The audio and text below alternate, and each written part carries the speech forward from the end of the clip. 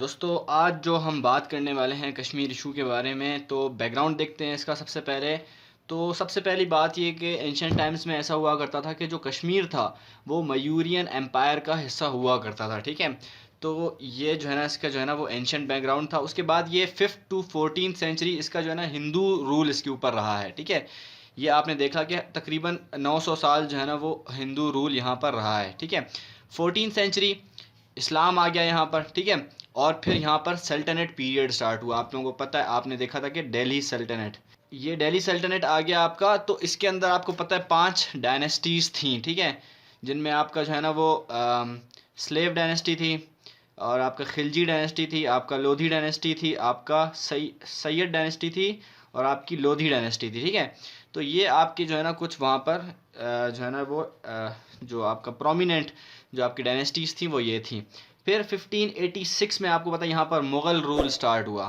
ठीक है, मुग़ल एम्पायर के जो लोग थे यहाँ पर, उनका यहाँ पर रूल हुआ 1586 में जो है ना वो स्टार्ट हुआ है सिस्टम।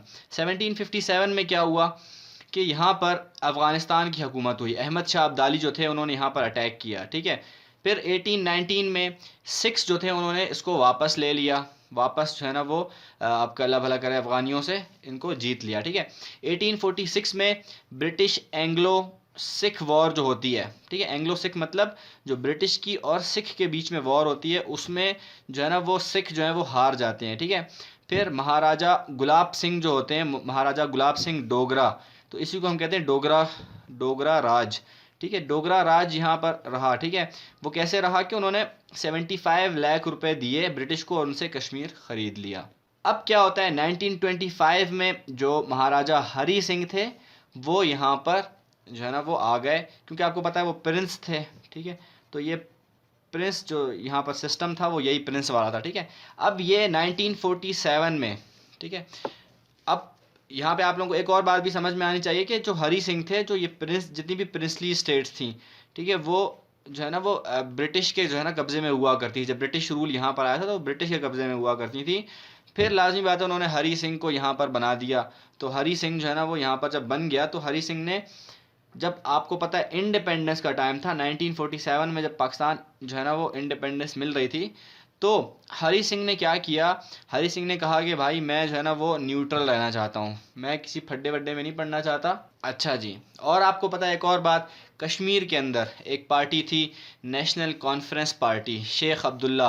1931 में जो है ना ये इन्होंने ये पार्टी बनाई थी, और तब से ये चल रही थी। यहाँ पर ये चाहते थे कि यहाँ पर कॉन्स्टिट्यूशनल मोनार्की आए, क्योंकि आपको पता है यहाँ पर जो सिस्टम था वो पहले ही मोनार्की का था। ठीक है, कि प्रिंस था एक, वो जो है ना वो महाराजा हरी सिंह जिसको हम कहते हैं। तो ये चाहते थे नेशनल कॉन्फ्रेंस पार्टी वाले, जिसमें शेख अब्दुल्ला जो थे, तो ये चाहते थे कि यहाँ पर कॉन्स्टिट्यूशन आए। ठीक है, बहरहाल जब पाकिस्तान आज़ाद हुआ उसके बाद पाकिस्तान को लाजमी बात है ये ख़तरा था कि भाई यहाँ पे ऐसे नहीं हो कि भाई ये महाराजा हरी सिंह जो है ना वो इंडिया के साथ मिल जाए जाकर। तो इन्होंने फिर क्या किया, जो महाराजा हरी सिंह था उसने एक जो है ना वो स्टैंड स्टिल एग्रीमेंट किया पाकिस्तान के साथ, कि भाई स्टैंड स्टिल एग्रीमेंट का यही मतलब है कि मैं जो है ना वो इंडिया के साथ जो है ना वो एक्सेशन नहीं करूँगा, इंडिया के साथ एक्सीड नहीं करूँगा। ठीक है, फिर क्या था, आपको यहाँ पर पता है कि स्टैंड स्टिल एग्रीमेंट का एक और मतलब भी ये है कि जो आपका ट्रेड होगा वो ट्रेड आपका जारी रहेगा, और दीगर एक्टिविटीज़ जो हैं जैसे कि आपकी डिप्लोमेसी वगैरह है वो आपकी जो है ना वो जारी रहेगी।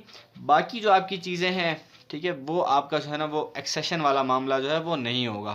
ठीक है, फिर यहाँ पर आपको पता है काफ़ी फड्डा हुआ, लड़ाई हुई 1948 में जो है ना यहाँ पर फड्डा हुआ काफ़ी ज़्यादा जो है ना।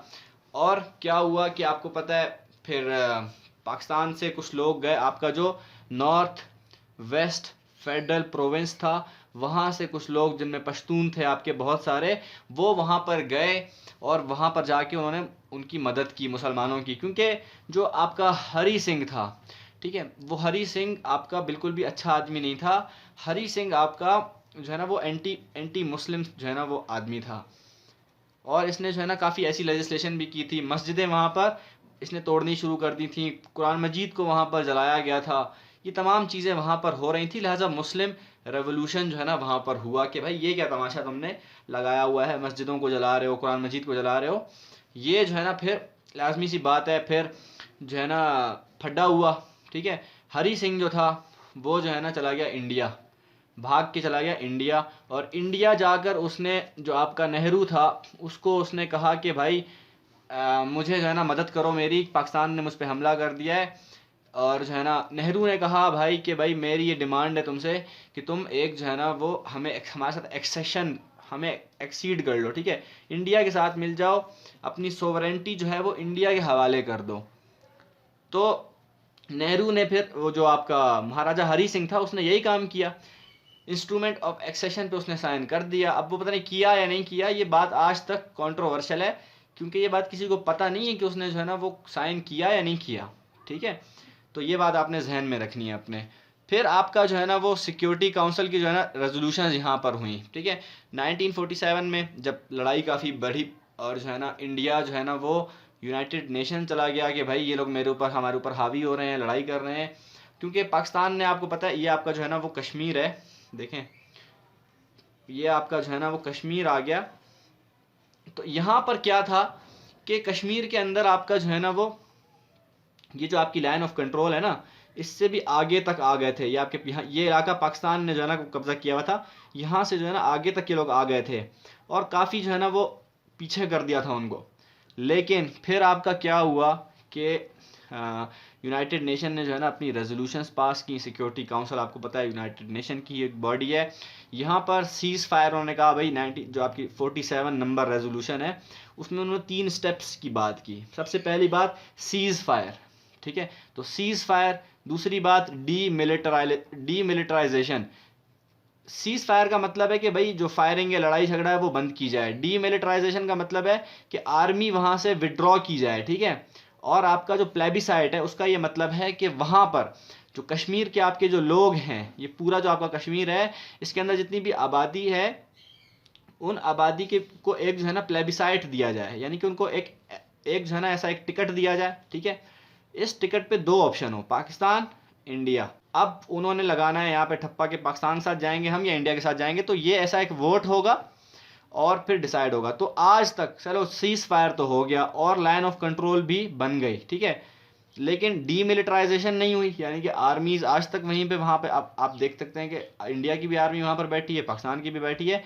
फिर प्लेबिसाइड भी आज तक वहाँ पर नहीं हो पाया। यूनाइटेड नेशन की सिर्फ यही नहीं और भी रेजोल्यूशंस पास हुई हैं और वो भी लगभग यही बातें हैं कि भाई सीज फायर किया जाए, लड़ाई ख़त्म की जाए, डीमिलिटराइजेशन की जाए, प्लेबिसाइड करवाया जाए। तो ये बहुत दफ़ा उन्होंने रेजोल्यूशन पास की है, 1947 में भी की, 1948 में भी की, ठीक है। ये आपने देखा 2 मरतबा हो गई, ठीक है। तो 49 में, फिर 51 में, 57 में, 98 में ये इन्होंने जो है ना रेजोल्यूशंस पास की। 1948 में जो है ना जो आपका ये लाइन ऑफ कंट्रोल बनाई गई है, तो उसको उस वक्त इसका जो नाम था वो सीज फायर लाइन था। 1972 में इसका नाम चेंज करके लाइन ऑफ कंट्रोल रख दिया गया, ठीक हो गया। अब क्या होता है, इन्होंने कुछ जो है ना वो कहा कि भाई हम एक जो है ना वो कुछ स्टेप्स लेंगे और अपने जो है ना वो मसले जो हैं, डिस्प्यूट्स जो हैं उनको हम रिजॉल्व करेंगे। तो मसला क्या हुआ, फिर कुछ मसले भी आए, बैरियर्स के बारे में हम बात करेंगे। पहली बात जो जो स्टेप्स लिए गए चेंज की तरफ कि भाई कुछ चेंज हो, अच्छे ताल्लुकात हों। पहली बात लियाकत नेहरू इन लंदन, इनकी सबसे पहली मीटिंग हुई लंदन के अंदर 1951 के अंदर, ठीक है। उसमें जो इनकी मीटिंग हुई इसके अंदर मीडिएशन थी यूके की, कनाडा की, न्यूजीलैंड की और श्रीलंका की, ठीक है। इंडिया ने जो है ना तब भी ये बात नहीं मानी कि मैं प्लेबिसाइड करवाऊंगा, इंडिया ने आज तक ये बात नहीं मानी। यूनाइटेड नेशन की जो रेजोल्यूशन है उस पर वो अमल नहीं कर रहा। फिर आपकी एक और कॉन्फ्रेंस हुई बैंडिंग कॉन्फ्रेंस के अंदर, इंडोनेशिया जो है ना ये 1951 में, यहाँ पर पाकिस्तान, इंडिया, बर्मा, श्रीलंका और 24 कंट्रीज यहाँ पर मिले, ठीक है। और वहाँ पर भी जो है ना ये बातें हुई कश्मीर की कि भाई वहाँ पे ये हो, वो हो, फलाना हो, अच्छे ताल्लुकात हों, लेकिन इंडिया फिर भी आपको पता है ढीठ बना रहा। चाइनीज़ सपोर्ट, चाइना ने भी काफ़ी हेल्प किया हमें यूनाइटेड नेशन के अंदर ख़ास तौर पर, ठीक है। और यूनाइटेड नेशन ने हमें, आपको पता है, हमारे लिए काफ़ी रेजोल्यूशंस को वीटो भी किया है, ठीक है। अभी आपको पता है कुछ टाइम पहले जो कश्मीर के अंदर एक जो है ना धमाका हुआ था, उसका जो इल्ज़ाम लगाया था वो आपका जो है ना वो मेरे ख्याल हाफिज़ सईद था या मेरे ख्याल मसूद अज़हर था, इन दोनों में से कोई एक था। तो इसको जो है ना इनको जो है ना इंडिया ने, मसूद अजहर को इंडिया ने क्या किया, यूनाइटेड नेशन के अंदर रेजोल्यूशन पास की कि इसको इंसर्जेंट ग्रुप करार दे दिया जाए। कहा भाई इसको इंसर्जेंट करार दे दिया जाए, लेकिन चाइना ने जो रेजोल्यूशन थी वो वीटो कर दी, ठीक है। बाकी सब ने जो है ना वो ओके कहा कि भाई ठीक है, हम इसको जो है ना वो टेररिस्ट जो है ना इंसर्जेंट करार देंगे, लेकिन चाइना ने वीटो कर दिया। फिर ये मसूद अजहर मैंने लिखा हुआ भी है यहाँ पे, पता नहीं दिमाग कहाँ चला गया, अगेंस्ट रशिया, एक और दफ़ा रशिया के जो मामलात थे उसमें भी पाकिस्तान को चाइना ने सपोर्ट किया था, ठीक है। क्योंकि रशिया ने जो है ना वो इंडिया के हक में जो है ना वोट किया था कि सही है भाई, कश्मीर जो है ना वो इंडिया का पार्ट है, ये है वो है फलाना है। तो इस जो है ना बात को भी चाइना ने क्या किया, कंडेम किया, ठीक है। कहा कि भाई नहीं, ये जो है ना वो डिस्प्यूटेड टेरिटरी है, और पाकिस्तान और चाइना के, पाकिस्तान और इंडिया के बीच में इसका जो मसला है वो यही है कि प्लेबिसाइट हो यहाँ पर, ठीक है। फिर नंबर 4, अयूब नेहरू 1959, ये एक आपको पता है इंडस जो आपका वाटर ट्रीटी हुई थी वो इनके बीच में हुई थी। इसमें भी कुछ अच्छे ताल्लुकात, लाजमी बात है। ट्रीटी जब होती है, आपको पता है इस ट्रीटी में क्या हुआ था कि ये जो आपकी जो पाकिस्तान के अंदर जो आपकी आप देखते हैं कि आ रही हैं रिवर्स आ रही हैं कुछ, ठीक है। ये आपकी जो है ना वो कुछ 2 रिवर जो है ना वो इंडिया से आ रही हैं, बाकी जो है ना 4 जो है वो चाइना से, फिर कश्मीर जो आपको पता है इंडिया ने जिस कश्मीर पे कब्जा किया हुआ है उस कश्मीर से होती हुई आ रही है पाकिस्तान के अंदर। तो ये ट्रीटी हुई थी कि भाई ऊपर की 3 हमारी, पाकिस्तान ने कहा ऊपर की 3 हमारी और नीचे की 3 इंडिया की, ठीक है। तो ये तमाशा था यहाँ पर। फिर 6 राउंड्स ऑफ टॉक्स ये भी हुई, जेड ए भुट्टो यानी कि जुल्फकार अली भुट्टो और आपका जो सरदार स्वर्ण सिंह जो था, इनके बीच में कुछ बातें हुई, जिसमें इंपॉर्टेंट जो बातें थी वो मैंने आपको बता दूंगा। बाकी फर्स्ट सेकंड और जो आपकी कुछ ऐसी वैसी थी वो इंपॉर्टेंट नहीं थी। थर्ड जो थी आपकी, उसको हम कहते हैं कॉल्ड फॉर प्लेबिसाइड। इसके अंदर इन्होंने, जेड भुट्टो ने कहा भाई कि हम प्लेबिसाइड करवाएंगे, ठीक है। ये एक इंपॉर्टेंट थी, ठीक है। थर्ड जो थी आपकी, फोर्थ आपकी थी जिसमें आपका readjustment of line of control हुआ, ठीक है। इसको पाकिस्तान ने रिजेक्ट कर दिया कि भाई मैं इसको नहीं मानता, उसको इंडिया ने रिजेक्ट किया, ठीक है, कि भाई नहीं, हम नहीं प्लेबिसाइड करवाएंगे।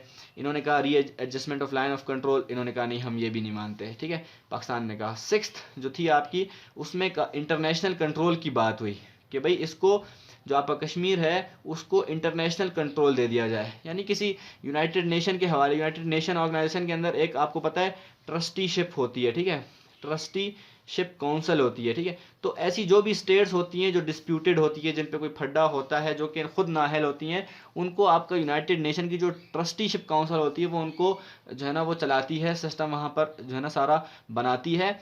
तो ये बात भी इंडिया ने रिजेक्ट कर दी, ठीक हो गया। फिर बेनज़ीर और राजीव गांधी 1988 में इस पर मिले, उन्होंने भी जो है ना कुछ बातें की कि भाई ठीक है हम करेंगे, कुछ मसला होगा। फिर राजीव गांधी ने कुछ उल्टी पुल्टी बातें की, बेनज़ीर को बुरी लगी वो बातें, जो है ना कुछ फिर डील नहीं बन पाई, ठीक है। लेकिन एक बहरहाल एक स्टेप लिया गया। मुशर्रफ और वाजपेयी 2001 में इन्होंने भी मुलाकात की, तब भी कोई बात इतनी ख़ास बनी नहीं, ठीक है। तो आपको पता है 2001 से पहले क्या मसला था, कारगिल, कारगिल का जो इशू था, कारगिल में आपको पता है मुशर्रफ ने जो है ना वो कश्मीर के अंदर जाकर जो है ना वो जो आपका जम्मू एंड कश्मीर था उसके अंदर जाकर उसने अपनी जो है ना वो पोस्ट बना ली थी और वहाँ पर उसने बैठकर कब्ज़ा किया था, ठीक है। तो ये काफ़ी लड़ाई हुई थी यहाँ पर, काफ़ी लंबी चौड़ी लड़ाई हुई थी। तो फिर ये जो 2001 की डील थी ये भी नहीं हो पाई। यूएसए का भी यहाँ पर रोल है, ठीक है। क्यों, भुट्टो आपको पता है उसने सीटो भी और सेंटो को भी छोड़ दिया। सीटो सेंटो क्या था कि सीटो और सेंटो आपको पता है जो कोल्ड वॉर थी 1945 टू 1991, ये जो कोल्ड वॉर थी आपकी, इसके अंदर आपका आपने देखा कि जो सीटो और सेंटो आपका जो एशिया के अंदर जो कंट्रीज़ हैं उनके लिए बनाई गई थी। तो भुट्टो ने वो दोनों छोड़ दी, क्योंकि इंडिया का आपको पता है लड़ाई हुई थी, आपको पता है आपकी जो 1971 की जो वॉर हुई थी उसमें जो है ना आपका इन्होंने नहीं मानी बात, ठीक है, कि आप हमारी, इसके अंदर लाजमी बात है और भी कंट्रीज़ थे, यूके, यूएसए, तो ये इन्हीं के जो है ना वो लीडर थे ना। जो असल में मेन जो थी आपकी वो नेटो थी, ठीक है। नेटो जो थी, नेटो के अंदर यूके, यूएसए, फिर इन्होंने ही मिल के आपस में बाद में ये सीटो सेंटो, ताकि एशिया के जो कंट्रीज़ हैं उनको भी हम इंक्लूड करें अपने साथ, तो इन्होंने ये काम किया था। तो फिर जब इंडिया पाकिस्तान की लड़ाई हुई 1971 में, तो भुट्टो ने कहा कि भाई आओ हमारी मदद करो, आप तो हमारे साथी हो, आप तो हमारे जो है ना, हमने आपके साथ ट्रीटी साइन की है, हम आपके साथ लड़ेंगे, तो आप हमारे साथ भी लड़ो ना, इंडिया के मुकाबले में हमारे साथ भी आओ।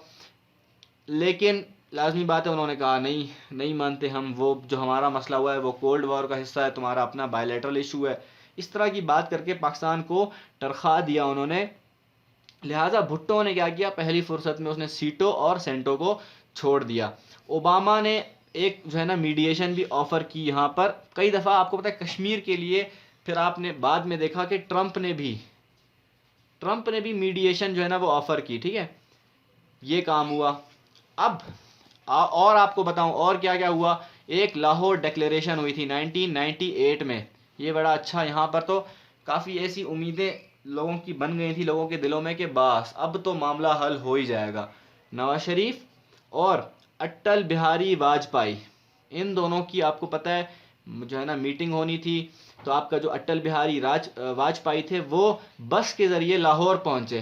तो उन्होंने जो है ना फिर क्या किया, और उन्होंने इस बात पर भी एग्री किया कि हम कश्मीर के ऊपर अब डिस्कशन करेंगे। एक बड़ा मौका था, लेकिन आपको पता है कारगिल का जो इशू हुआ 1991 में, सारी की सारी बात धरी की धरी रह गई।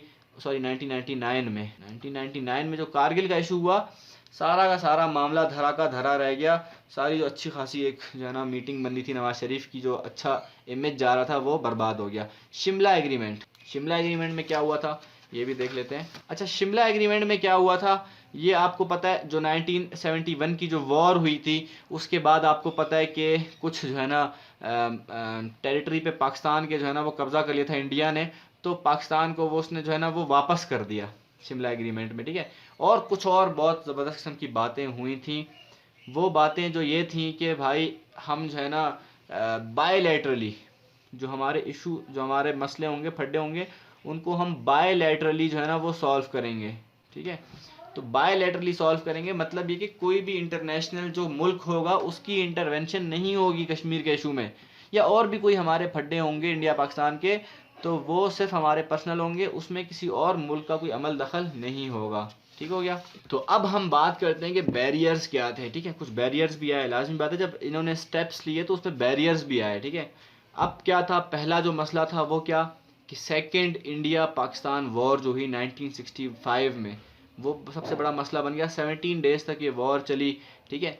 पाकिस्तान को ये इल्ज़ाम लगाया गया कि पाकिस्तान ने जो है ना वो कश्मीर के अंदर इंसर्जेंसी को इन्फिल्ट्रेट किया है, यानी कि कश्मीर को अंदर जो है ना बॉर्डर से जो है ना वो इंसर्जेंट्स को क्रॉस करवाया है, ठीक है, इंसर्जेंट्स को। फिर इंडिया ने इस मसले को लेते हुए इंडिया की ने पाकिस्तान के ऊपर अटैक कर दिया। जो वेस्ट पाकिस्तान था आपका, ये वाला जो पाकिस्तान था, इस पर क्या किया इंडिया ने, अटैक कर दिया। यूएस और सोवियत और यूनाइटेड नेशन ऑर्गेनाइजेशन, इन्होंने मिलकर पाकिस्तान के और इंडिया के बीच में सीज़ फायर करवाया। फिर ठीक हो गया। ये एक बड़ा बैरियर था, लाजमी बात है। इतनी वॉर जब होती है तो ताल्लुकात ख़राब हो जाते हैं, फिर काफ़ी टाइम लगता है ताल्लुकात अच्छे होने में। अगला मसला था ताशकंद डिक्लेरेशन का। अयूब और यानी अयूब खान और लाल शास्त्री बहादुर, इनके बीच में आपको पता है कि सीज़ फायर हुआ था, ठीक है। ये इसी जो है ना वो वॉर के जो बाद जो सीज़ फायर हुआ था वो ताशकंद डिक्लेरेशन के अंदर हुआ था। फिर आपकी 1971 की वॉर हुई, वो हमने डिस्कस कर ली, देख ली काफ़ी जो है ना, हमने उसको पिछले लेक्चर में हमने बात कर ली है, ठीक है, उसके बारे में कि 1971 में जो वॉर हुई उसके बाद आपका सेपरेशन ऑफ बांग्लादेश हुआ, ठीक है, ये आपने देख लिया। फिर पाकिस्तान और इंडिया, और यह मैं आपको बता दिया कि बंगाल की जो नेशन थी, बंगाल और जो है ना इंडिया, इन दोनों ने मिल के पाकिस्तान को मारा, ठीक है। फिर क्या, पाकिस्तान ने साइन किया इंस्ट्रूमेंट ऑफ सरेंडर 16 दिसंबर 1971 को। आपके 90,000 और कुछ लोग कहते हैं 93,000 जो आपके प्रिजनर्स ऑफ वॉर्स थे, वो यहाँ पर जो है ना वो इंडिया के कब्ज़े में आ गए। जो आपके मतलब जो आर्मी सोल्जर्स थे जो इंडिया ने उनको पकड़ लिया था, ऐसे सोल्जर्स को हम प्रिजनर्स ऑफ वॉर कहते हैं, ठीक है। बंगाली सोल्जर्स जो थे वो भी पकड़े गए, ठीक है।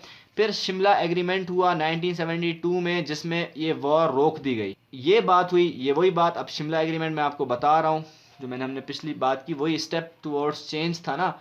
जो स्टेप्स हमने देखा ना, आपने देखा ये जो हमने पिछली स्लाइड थी हमारी, इसमें आपने देखा कि जो शिमला एग्रीमेंट हमने देखा, ये असल में स्टेप टुवर्ड चेंज था, लेकिन इसकी डिटेल मैं आपको यहाँ पे बता रहा हूँ। बतानी वहाँ चाहिए थी, लेकिन बहरहाल मैंने कहा वॉर के साथ ही बता देना इसको आपको कि वॉर हुई, वॉर के बाद ये हुआ, था कि याद रखने में भी आसानी हो।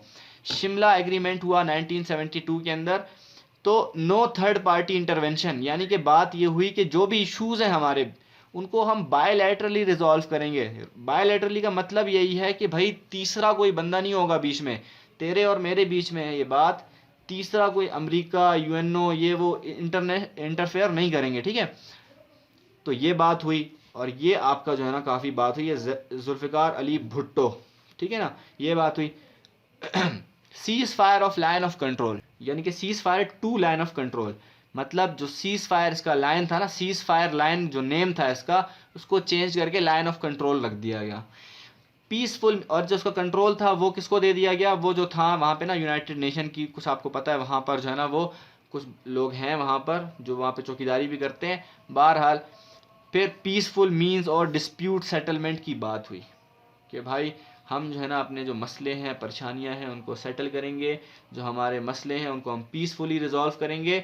Non interference in international affairs, जो हमारे इंटरनेशनल जो फड्डे हैं, मसले हैं, उनके अंदर हम जो है ना इंटरफेयर नहीं करेंगे एक दूसरे के, ठीक है ना, एक दूसरे के इंटरनेशनल, यानी कि जो पाकिस्तान और इंडिया के अलग अलग इंटरनेशनल अफेयर्स हैं, तो हम एक दूसरे के जो पंगे नहीं लेंगे, बीच में टांग नहीं अड़ाएंगे, ये मुआहदा हुआ।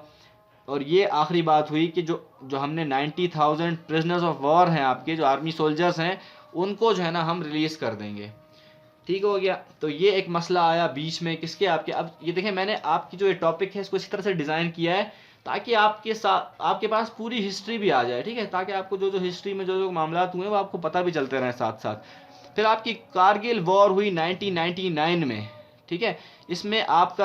इसमें जो आपका बंदा था विजय, उसने क्या किया, जो सारे के सारे जो कॉन्ट्रैक्ट्स थे वो तोड़ दिए, ठीक है। एलिगेशंस ऑफ इन्फिल्ट्रेशन, यानी कि ये बात की कि जो पाकिस्तान है उसने कश्मीर के अंदर जो है ना इंसर्जेंट्स को यहाँ पे जो है ना इन्फिल्ट्रेट किया, यानी कि बॉर्डर से क्रॉस करवाया है, ठीक है।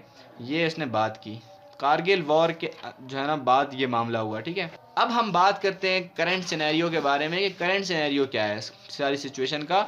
आपको पता है कि जो रिवोकेशन ऑफ आर्टिकल 370 35A जो हुआ है, इंडिया ने ये काम किया है, मोदी ने, तो ये क्या हुआ है, क्या मामला है इसका, ये देख लेते हैं। बैकग्राउंड देखते हैं थोड़ा सा इसका। 370 का क्या मतलब है, 370 ये है कि ये सिर्फ तभी रिमूव हो सकता था अगर जो आपकी जो इंडियन हेल्ड कश्मीर है, ठीक है। यहाँ पे सबसे पहले मैं आपको एक मैप बना के दिखा दूँ ताकि आपकी अंडरस्टैंडिंग आपकी जो है ना वो क्लियर हो जाए, ठीक है। देखें, ये आपका आ गया आपका कश्मीर, ठीक है। ये वाला जो हिस्सा है आपका, ये इसको हम कहते हैं IHK, यानी कि इंडियन हेल्ड कश्मीर, और इस वाली को हम कहते हैं PHK, यानी कि पाकिस्तान हेल्ड कश्मीर। अब इसमें क्या है कि ये वाला जो आपका इलाका है, ये वाला इलाका, ठीक है, इसके अंदर फिर आपका और भी सिस्टम है कि यहाँ पर आपका जो है वो जम्मू एंड कश्मीर है, और इस तरफ आपका है लद्दाख, ठीक है। अब लद्दाख का जो इलाका है ये, यहाँ पर आपका जो है ना वो इस रीजन के अंदर जो लद्दाख का रीजन है, यहाँ पर आपका इन्होंने क्या किया है, आर्टिकल 370 और 35A को जो है ना वो क्या किया है, इन्होंने रिमूव कर दिया है, रिवोक कर दिया है। क्या मतलब, अब ये जो पूरा का पूरा इंडियन हेल्ड कश्मीर है, ये किसके हाथ में आ गया, इंडिया के हाथ में आ गया। पहले ऐसा नहीं था, पहले कुछ और मामला था, वो हम देखेंगे। आर्टिकल 370 क्या था, इसको हटाने से क्या इम्पैक्ट पड़ा, ये हम देखेंगे, ठीक है ना। फिलहाल आप इसका इंट्रोडक्शन समझें, खाली थोड़ा सा बैकग्राउंड समझें कि ये जो आर्टिकल था, ये जो इंडियन हेल्ड कश्मीर है, इसकी गवर्नमेंट, यानी कि इसकी गवर्नमेंट का क्या मतलब है कि इसकी अपनी पार्लियामेंट थी यहाँ पर, ठीक है ना, अपनी पार्लियामेंट थी यहाँ पर, जो है ना वो इसकी इजाज़त के बगैर, इस पार्लियामेंट की इजाज़त के बगैर ही इन्होंने ये आर्टिकल 370 को क्या किया, रिमूव कर दिया, ठीक हो गया।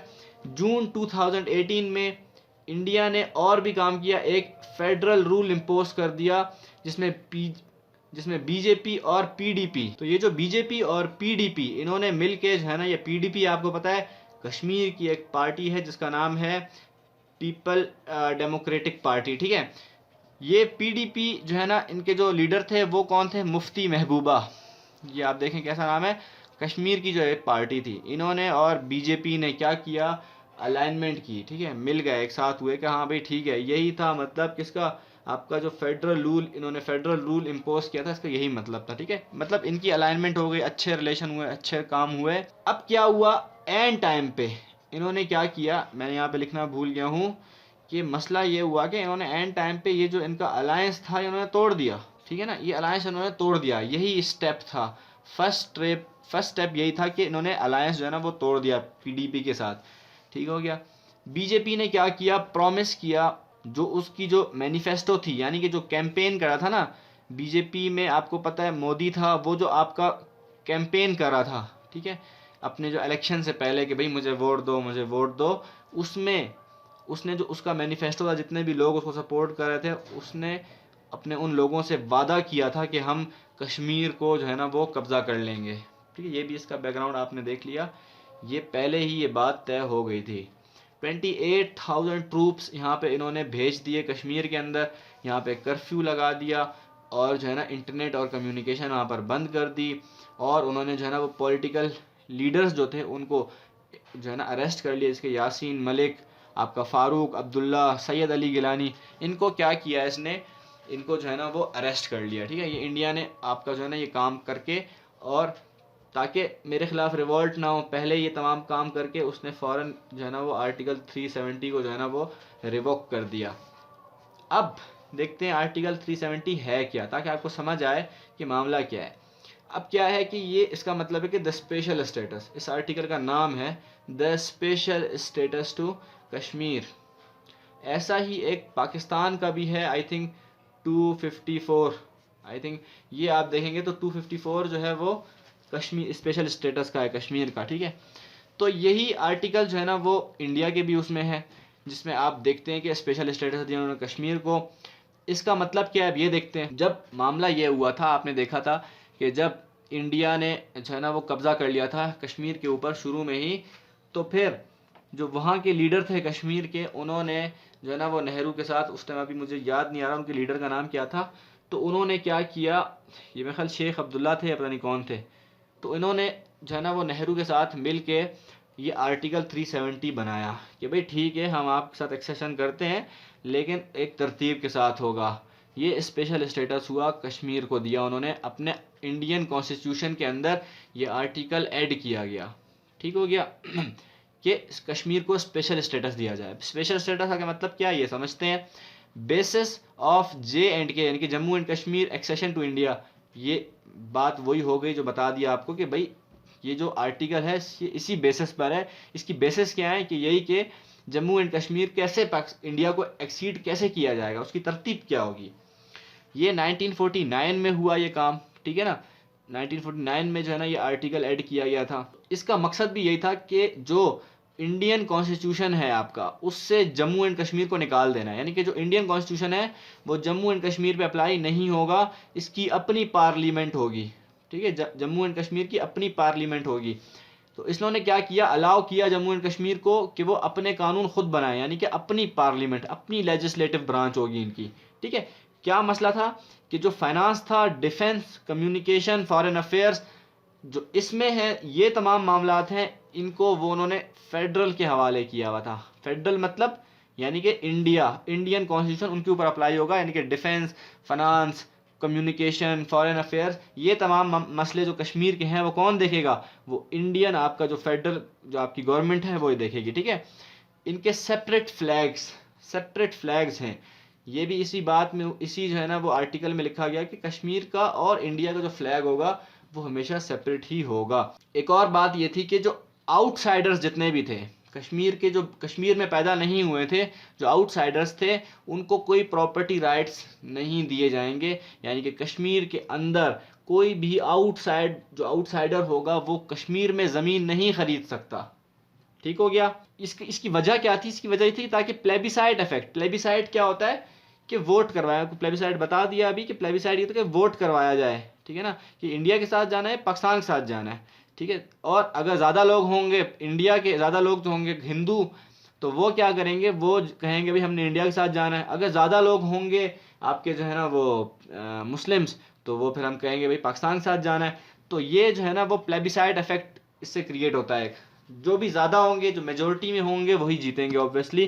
तो आपको पता है यहाँ पे मुस्लिम है, तो अब इंडिया की जो वो इरादा है वो यही कि अपनी पॉपुलेशन यहाँ पर बढ़ाए, हिंदुओं की पॉपुलेशन यहाँ पर बढ़ाए, ठीक है। तो आउटसाइडर्स को क्या किया उन्होंने, जो है ना ये आर्टिकल 370 में आपको पता है जब हटाएंगे तो फिर आउटसाइडर्स आएंगे, लाजमी बात है, लेकिन इस आर्टिकल के तहत नहीं कर सकते थे, प्रॉपर्टी नहीं खरीद सकते थे आउटसाइडर्स कश्मीर के अंदर, ठीक है। परमानेंट सिटीजनशिप वाज ग्रांटेड, ठीक हो गया। यानी कि जो भी आपके कश्मीर के लोग हैं सिर्फ वही आपके परमानेंट सिटीजनशिप आपकी एंजॉय कर सकेंगे, दूसरा कोई भी इख्तियार उनके पास नहीं होगा, ठीक हो गया। अब हम देखते हैं आर्टिकल 35A क्या है। ये भी इंडिया ने रिवोक कर दिया है।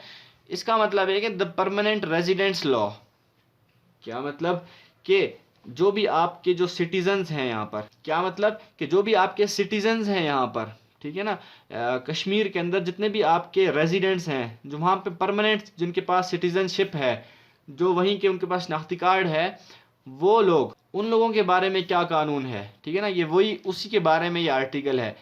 अब देखते हैं क्या मामला है इसका। ये परमिट करता है local legislature to define permanent citizenship of J&K, यानी कि जो भी आपकी कश्मीर के अंदर आपकी जो पार्लियामेंट है वो ये डिसाइड करेगी कि कौन सा बंदा परमानेंट सिटीजन है कश्मीर का और कौन सा नहीं है। कश्मीर के अंदर जो जम्मू एंड कश्मीर में जो आपकी पार्लियामेंट है ये राइट उसी के पास होगा। अच्छा, ये फिर क्या करता है, ये आउटसाइडर्स को कुछ चीज़ों से मना करता है, कुछ चीज़ों से रोकता है। वो क्या चीज़ें हैं वो देख लेते हैं। सबसे पहली बात, परमानेंट सेटलमेंट कोई नहीं कर सकता, रोक रहे हैं ना, परमानेंट सेटलमेंट से रोक दिया कि भाई कोई भी परमानेंटली सेटल यहाँ पे नहीं हो सकता। यहाँ तक के आपने देखा होगा मुख्तलिफ जो है ना कंट्रीज़ में आपने देखा है कि अगर आपकी जो है ना वहाँ पे शादी हो जाती है वहाँ के लोकल के साथ, तो फिर आपको वहाँ की परमानेंट सिटीजनशिप मिल जाएगी। लेकिन कश्मीर में ये मामला है कि अगर आप वहाँ के जो लोकल से उससे शादी भी कर लें तब भी आपको वहाँ पर जो है ना वो नहीं मिलेगी, वहाँ पर आपको परमानेंट सेटलमेंट नहीं मिलेगी, ठीक हो गया। फिर लैंड परचेस करने से, जम्मू एंड कश्मीर के अंदर जो लैंड परचेस करने का राइट है वो भी नहीं दिया जाएगा। वो भी आर्टिकल 35A क्या करता है, मना करता है कि कोई भी आउटसाइडर आपका जो है ना कश्मीर के अंदर लैंड परचेज नहीं कर सकता। अच्छा जी, तो होल्डिंग लोकल गवर्नमेंट जॉब, क्या मतलब कि जो भी लोग हैं बाहर के वो कश्मीर के अंदर जॉब्स भी नहीं ले सकते, गवर्नमेंट जॉब्स भी उनको नहीं मिलेंगी। एजुकेशनल स्कॉलरशिप्स जो होंगी वो भी जो है ना वो बाहर के लोगों को नहीं मिलेंगी, वो भी सिर्फ जो कश्मीर के अंदर होंगी वो सिर्फ कश्मीरीज़ के लिए ही होंगी, वो कश्मीर इंडिया का उसके अंदर कोई भी हक नहीं होगा। तो बीजेपी ने यही कहा कि भाई ये डिस्क्रिमिनेटरी है। इसके इम्पैक्ट्स क्या पड़े, जो 2 आर्टिकल्स इन्होंने रिमूव किए उसके इम्पैक्ट्स क्या पड़ेंगे या पड़े हैं वो देख लेते हैं। Hindus can marry Kashmiri girls, ये भी हो सकता है अब, ठीक है, क्योंकि आ गए वहाँ पर। अब Modi won elections on this campaign, आपको पता है मोदी जो है ना वो इलेक्शन जीता ही इसी कैंपेन के ऊपर था, उसका मकसद ही यही था कि मैं ये काम करूंगा, उसने बात शुरू से यही की थी और लोगों ने उसको सपोर्ट किया। फिर क्या हुआ, इसके अंदर जो आपको पता है पिटिशन हुई कोर्ट के अंदर, ये जो है ना केस क्लेम हुआ कि भाई नहीं ये गलत काम किया है, ये नहीं हटा सकता था मोदी, ये पेंडिंग है कि केस अभी तक सुप्रीम कोर्ट के अंदर अभी तक पेंडिंग है। आप देखें कितने साल हो गए और अभी तक ये जो है ना वो पेंडिंग है सुप्रीम कोर्ट के अंदर। अब क्या है, इंडियंस जो है यहाँ पर प्रॉपर्टी राइट्स भी इंजॉय कर सकते हैं, यानी कि वो वहाँ पर ज़मीनें भी ख़रीद सकते हैं। इससे होगा क्या, इससे एक जो है ना फ़र्क पड़ेगा प्लेबिसाइड के ऊपर। आपकी जो पॉपुलेशन है वो शिफ्ट हो रही है ना, आप देखते हैं पॉपुलेशन जो है ना वो हिंदुओं की फिर आहिस्ता आहिस्ता ज़्यादा होना शुरू हो रही है, आप देखेंगे। तो डेमोग्राफिक ट्रांजिशन, इसको हम कहते हैं डेमोग्राफिक ट्रांजिशन, यानी कि किसी भी एक पॉपुलेशन का कहीं जगह पर जो है ना वो जो है ना माइनॉरिटी से मेजॉरिटी में आ जाना, ठीक हो गया। तो ये प्लेबिसाइड इफेक्ट यहाँ पर शुरू हो जाएगा। लद्दाख और जम्मू और कश्मीर जो हैं वो अब जो है ना वो सेंट्रली जो है ना वो गवर्न किए जाएंगे। वहाँ पर जो आपकी फेडरल गवर्नमेंट, पहले आपने देखा उसकी अपनी पार्लियामेंट थी, लेकिन अब क्या है, अब फेडरल गवर्नमेंट की जो पार्लियामेंट है, जो सिस्टम है, वह वहाँ पर ही से कानून बन के आएंगे कश्मीर के लिए। और लद्दाख और जम्मू और कश्मीर को 2 टेरिटरीज़ में बांट दिया गया है, डिवाइड कर दिया गया है। वो कैसे कर दिया गया है मैं आपको दिखा देता हूँ, ये आप देखते हैं। ये आपकी जो है ना वो आपका ये आपकी जो है ना वो इस तरह से इन्होंने डिवाइड किया। ये वाला इलाका आपका जो है वो लद्दाख है और ये वाला जो इलाका है आपका, ये आपका जम्मू एंड कश्मीर है। इसमें भी नीचे वाला कश्मीर है और ऊपर वाला जो है आपका वो श्रीनगर है, ठीक है। तो इस तरह से क्या किया, अब इन्होंने जो है ना इनको 2 हिस्सों में बांट दिया है, ये हिस्सा एक, ये दूसरा हिस्सा। तो इन दोनों के ऊपर अब किसका कंट्रोल है, इंडिया का ही कंट्रोल होगा, ठीक हो गया। अच्छा जी, अब क्या होता है यहाँ पर आप लोग देखें, मैप देख लें, समझ लें क्या मामला है कैसे है। यहाँ पे आप सबसे पहले देखें कि ये जो आपको मैंने मैप अभी बना के दिखाया वही मैप आप देख सकते हैं यहाँ पर भी। तो ये जो जम्मू एंड कश्मीर में ये मैप जो बना हुआ है ये आपका जम्मू एंड कश्मीर है। यहाँ पे ऊपर वाला जो इलाका है ये आपका श्रीनगर है, मैंने आपको बता दिया, और नीचे वाला जो है वो जम्मू, आपका जम्मू और कश्मीर का इलाका है। तो ये जो आपका इलाका है ये लद्दाख का इलाका है, ठीक है, इसको लद्दाख कहते हैं। यहाँ पर आपका जो है ना वो मुस्लिम जो है ना वो मेजोरिटी है, और यहाँ पर आपका जो है ना वो हिंदू मेजोरिटी है जम्मू कश्मीर में। श्रीनगर में आपकी मुस्लिम मेजोरिटी है, और यहाँ पर बुद्धिस्ट की मेजोरिटी है। यहाँ पर हिंदू मुस्लिम की नहीं है, बुद्धिस्ट की मेजोरिटी है। अब क्या है, ये पूरा मैप अगर आप लोग देखें तो आपको समझ में आएगा, मैं फिर आपको बना के भी दिखाता हूँ। ये आप देखते हैं कि ये जो आपका बीच वाला सिस्टम है ये आपका कश्मीर आ गया, ये इंडियन हेल्ड कश्मीर है पूरा का पूरा। और ये ऊपर से जो आपका आ रही है ये लाइन आपकी जो आ गई ये आपका पाकिस्तान हेल्ड कश्मीर है। तो आपकी लाइन ऑफ कंट्रोल कौन सी वाली हो गई, ये वाली जो लाइन है आपकी, ये आपकी यहाँ से लेकर यहाँ तक जो है वो आपकी लाइन ऑफ कंट्रोल है, ठीक है। इस लाइन ऑफ कंट्रोल से नीचे वाला जो इलाका है ये आज़ाद जम्मू एंड कश्मीर है, ठीक है, ये इसको आज़ाद जम्मू, और ऊपर वाला जो है इसको हम कहते हैं गिलगित, और ये बल्तिस्तान, ठीक है, ये गिलगित एंड बल्तिस्तान ये मैप है। लद्दाख के पास ऊपर एक और टेरिटरी है, ये भी डिस्प्यूटेड टेरिटरी है, ठीक है, ये इसको हम कहते हैं अक्साई चिन। इसके ऊपर जैसे ये इंडियन हेल्ड कश्मीर है, इसी तरह से ये चाइनीज़ हेल्ड जो है ना वो समझ लें कश्मीर कह लें या कुछ भी कह लें। तो चाइना कहता है ये मेरा जो है ना वो मेरी टेरिटरी है। तो ये वाली जो लाइन है चाइना के और इंडिया वाले के बीच में, इसको हम कहते हैं लाइन ऑफ एक्चुअल कंट्रोल, ठीक हो गया। तो ये आपका अक्साई चिन, यहाँ पर जो है ना वो चाइना की इस वक्त कब्जा है, चाइना के हुक्म, लेकिन ये भी डिस्प्यूटेड टेरिटरी ही है, इंडिया और चाइना के बीच में ये डिस्प्यूटेड टेरिटरी है। अब हम देखते हैं कि फर्दर हॉस्टिलिटीज़ क्या हैं कश्मीर का इशू, इसलिए हम थोड़ा सा डिटेल में हम बात कर रहे हैं ताकि हम जो है ना किसी भी एस्पेक्ट, एसए भी आ जाता है ना इसके ऊपर, एसए क्यों अगर आ जाए तो एसए भी देख लिया जाए कि एसए का क्या मामला होगा। फर्दर हॉस्टिलिटीज़ हैं और पाकिस्तान का रिस्पॉन्स क्या है वो देख लेते हैं। पहले हॉस्टिलिटीज़ देखते हैं कि barbaric lockdown for 5 months, curfew लगा दिया गया है। फिर डिटेंशन यानी कि उनको जो है ना वो कुछ लोगों को जो है ना वो उठा भी रहे हैं, ठीक है। फिर आपका कम्युनिकेशन यहाँ पे नहीं है, इंटरनेट यहाँ पे नहीं है, कुछ सोशल फैसिलिटीज़ भी यहाँ पर बंद कर दी गई जैसे इलेक्ट्रिसिटी, सोशल यूटिलिटीज़ जिनमें आपका जो राशन वगैरह आ जाता है, फिर फूड आपका और मेडिसिन्स, ये भी आपका जो है ना वो बंद कर दिया गया है। काफ़ी मुश्किलात पेश आ रही हैं कश्मीरियों को। ये आपकी कुछ और हॉस्टिलिटीज़ मैं आपको बता रहा हूँ। Violation of Shimla accord and Lahore declaration, आपको पता है शिमला अकॉर्ड में और लाहौर डिक्लेरेशन में इन्होंने कुछ बातें की थी कि भाई हमारी बायलैटरल होगा, हम जो है ना तमीज़ के साथ अपने जो है ना वो इशूज़ रिजॉल्व करेंगे, लाइन ऑफ कंट्रोल होगी, ये होगा वो होगा। तो ये तमाम जो है ना वो जो एग्रीमेंट हुए थे, ट्रीटीज़ हुई थी इंडिया पाकिस्तान के बीच में, इसको इंडिया ने वायलेट कर दिया। 8 मिलियन पीपल जो है उनको लॉकडाउन कर दिया गया। अभी तो लाजमी बात है अभी नहीं है, लेकिन उस टाइम कर दिया गया था जब ये काम हुआ था, क्योंकि रिवॉल्ट हुए काफ़ी लोगों के, काफ़ी इंसर्जेंसीज हुई, वो तो काफ़ी टाइम से है ना वहाँ पर, ठीक है। ह्यूमन राइट्स अब्यूज सिंस इंटिफाडा, क्या मतलब कि जो आपका इंटिफाडा हुआ, इंटिफाडा कहते हैं कि कोई इंसर्जेंसी जब राइज होती है ना तो उसको हम कहते हैं इंटिफाडा। तो उस इंसर्जेंसी के राइज होते ही यानी कि अपने हकूक़ के लिए, शुरू में तो लाजमी बात है प्रोटेस्ट थे ना, बाद में ये इंसर्जेंसीज बनते हैं, तो शुरू में प्रोटेस्ट थे, तो उन प्रोटेस्ट को हम कहते हैं, इनको हम कहते हैं अपराइजिंग। तो ये अपराइजिंग होना शुरू हुआ कश्मीरियों का, जब भी जो है ना उन्होंने कहा कि भाई इंडिया ने हमारे ऊपर कब्ज़ा क्यों किया हुआ है। तो तभी से, जब से प्रोटेस्ट शुरू हुए तभी से ह्यूमन राइट्स का मसला चल रहा है। आए दिन जो है ना वो आपको पता है क्लस्टर बॉम्बिंग, जो है ना वो आंसू गैस फलाना ये वो इस तरह की चीज़ें वो फेंकते हैं जो कि इंटरनेशनल लॉ में भी इलीगल है। 9th आपका क्या है, जो 9 लाख इंडियन ट्रूप्स वहाँ पर इन्होंने बिठा दिए। 9 लाख कश्मीर के अंदर, 9 लाख जो ट्रूप्स है आपके वो कश्मीर के अंदर कंट्रोल बनाए हुए बैठे हैं। रेप्स होते हैं औरतों के बहुत ज़्यादा, 15,000 वुमेन के अभी तक रिपोर्टेड हैं कि उनके जो है ना वो इंडियन आर्मी की तरफ से उनके रेप्स हो चुके हैं। रिस्पॉन्स ऑफ पाकिस्तान का क्या रिस्पॉन्स है, पाकिस्तान ने यूनाइटेड नेशन जनरल असेंबली को अप्रोच किया, ठीक है, OIC को अप्रोच किया और दोनों ने रेजोल्यूशन भी पास करवाई, ठीक है, दोनों से रेजोल्यूशन भी पास करवाई कि भाई इंडिया अच्छा नहीं कर रहा, लेकिन कोई फ़ायदा हो रहा नहीं है उसका। रेजोल्यूशन का कोई फ़ायदा नहीं हो रहा है, क्योंकि उस रेजोल्यूशन को इम्प्लीमेंट नहीं किया जाता ना। इंडिया मानता ही नहीं कि भाई मैं नहीं करता इम्प्लीमेंट।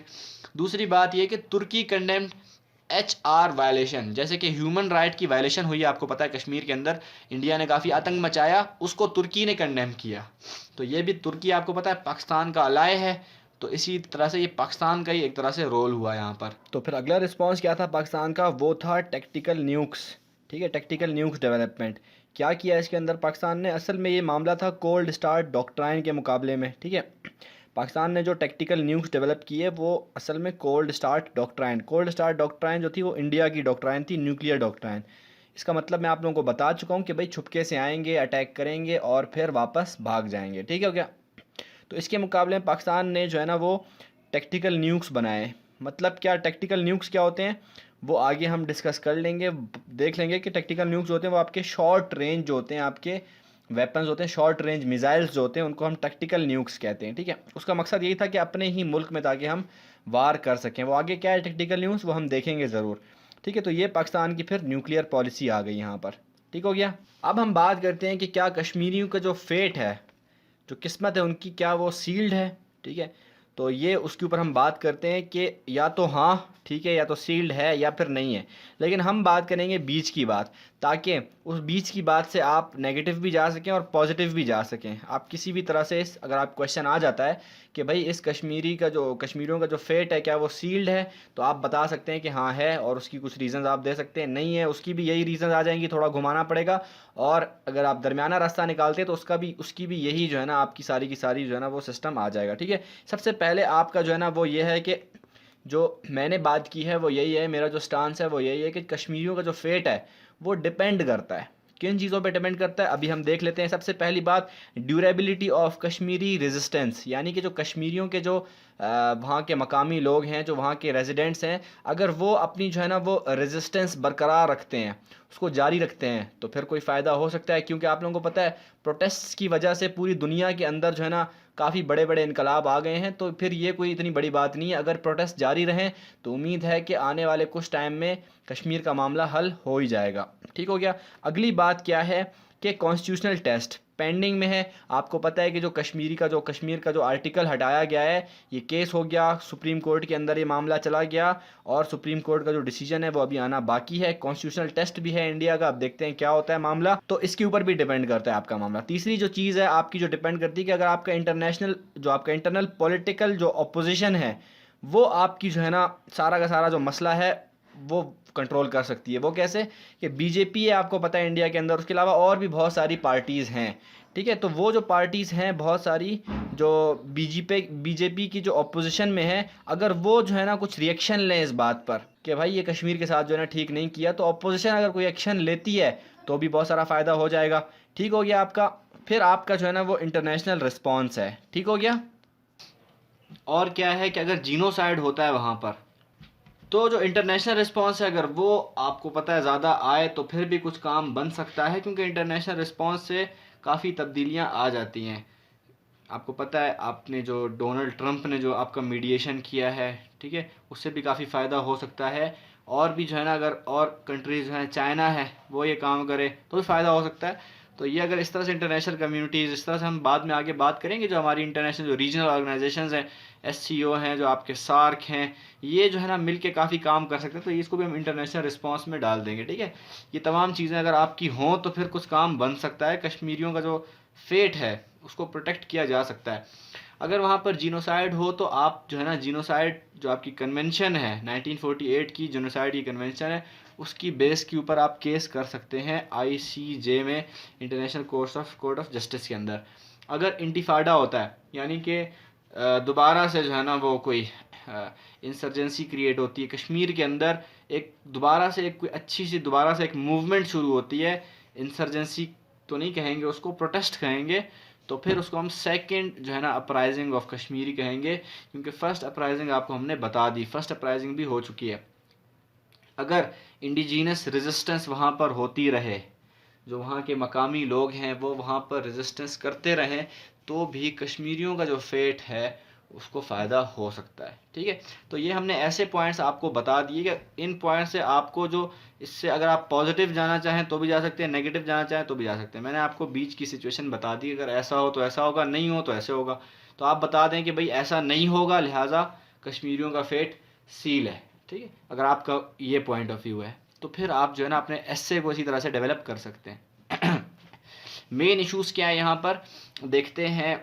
कश्मीर के अंदर मेन इश्यूज़ जो अभी हैं, चल रहे हैं, वो हैं सबसे पहले ह्यूमन राइट्स वायलेशन है, आपको पता है क्लस्टर बॉम्बिंग है, बैलेट गन्स हैं, और काफ़ी किस्म के जो UDHR उसके अंदर जो आपके जो है ना राइट्स दिए गए हैं यूनाइटेड नेशन की तरफ से, वो आप देखें, बहुत सारे राइट्स हैं। वो मैं कोशिश करूँगा ग्रुप के अंदर उसकी एक फ़ोटो शेयर कर दूँगा, आप देखें कि ह्यूमन राइट्स वायलेशन जो है वो यहाँ पर काफ़ी ज़्यादा होती रही। ठीक है, और यूनाइटेड जो universal declaration of human rights में जितने राइट्स लिखे हैं उसमें बहुत सारे ऐसे राइट्स थे जिसको इंडिया ने जो है ना उनको वायलेट किया है।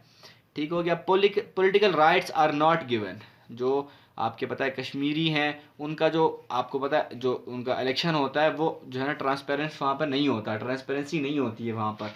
अभी तो खैर मामला ही जो है ना वो काफ़ी बदल गया है, अभी तो जो है ना वो फेडरल गवर्नमेंट के हाथ में आ गया।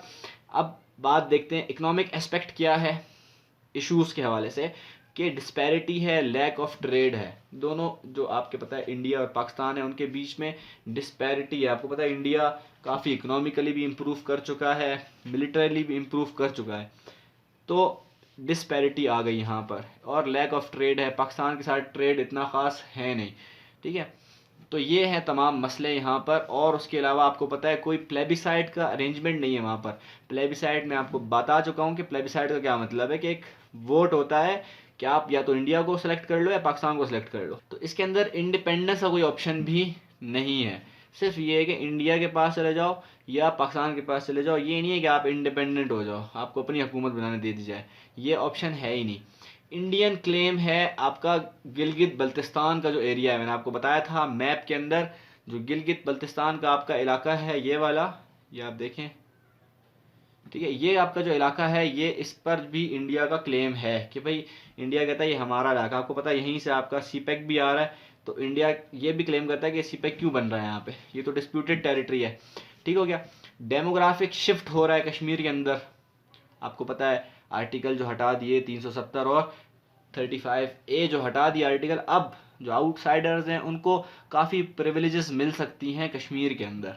ठीक है, फिर ये एक जो और इशू है बहुत बड़ा यहाँ पर, कि वो ये है कि ये जो मामला है हम ये समझते हैं कि सिर्फ इंडिया पाक के बीच में है ये आपका इशू, लेकिन हकीकत बात यह है कि इसके अंदर चाइना भी आपका शामिल है। मैंने आपको बता दिया था मैप के अंदर ही कि अक्साई चीन जो है वो भी एक जो है ना वो आपका डिस्प्यूटेड टेरिटरी है। ठीक है, उस पर चाइनीज़ कंट्रोल है फ़िलहाल। तो ये एक ट्राईलैटरल मैटर बन गया है, क्योंकि ये भी कश्मीर का ही पार्ट है ना, तो ये अब ट्राईलैटरल मैटर बन चुका है। अब यहाँ पर आप देखते हैं सॉल्यूशंस क्या हैं। सॉल्यूशंस आपको मैं बता देता हूँ। पहली बात कि हम मुशर्रफ के जो 4 पॉइंट्स हैं उनको हम जो है ना वो इम्प्लीमेंट करना चाहें तो बहुत फ़ायदा हो सकता है। क्या मतलब, सबसे पहली बात सीज़ फायर हो, मुशर्रफ ने कहा सीज़ फायर हो, बहुत अच्छी बात है। फिर विड्रॉल ऑफ ट्रूप्स हो, ठीक है, हर कोई यही बात करता है, लेकिन मुशर्रफ ने और भी कुछ बातें की कि ट्रेड बढ़ाओ और डिप्लोमेसी से काम लो। ठीक है, ये 2 काम करो आप, लिहाजा फिर ये 4 काम करो आप, तो ये आपके सॉल्यूशंस हैं। ठीक है, ऑब्वियसली ये बहुत अच्छी बात है, आप लोग अपने आंसर में इसको लिखें कि भाई मुशर्रफ ने ये बात की है।